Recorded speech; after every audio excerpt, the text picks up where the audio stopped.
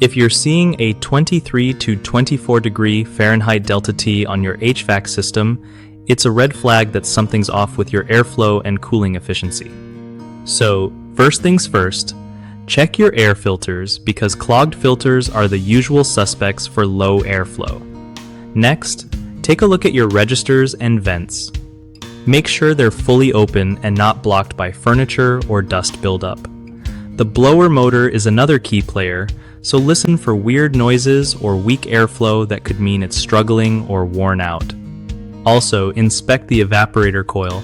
If it's dirty, it can seriously mess with heat exchange and drop your Delta T.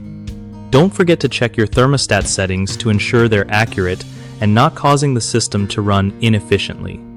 If everything seems fine, but the Delta T is still off, your refrigerant levels might be low, which needs a pro's touch to fix safely.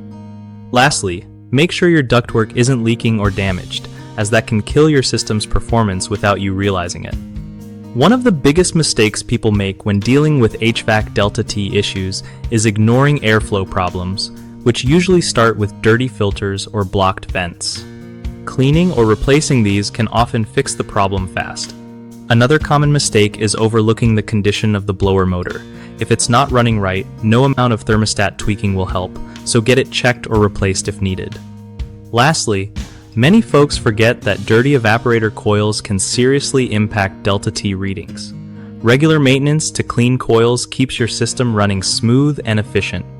BigHomeProjects.com is awesome for homeowners who want to find reliable, local HVAC contractors without the hassle, making sure you get trusted pros for your repair or maintenance needs. Plus, if you're a contractor looking for work, it's a solid way to connect with people ready to hire and grow your business.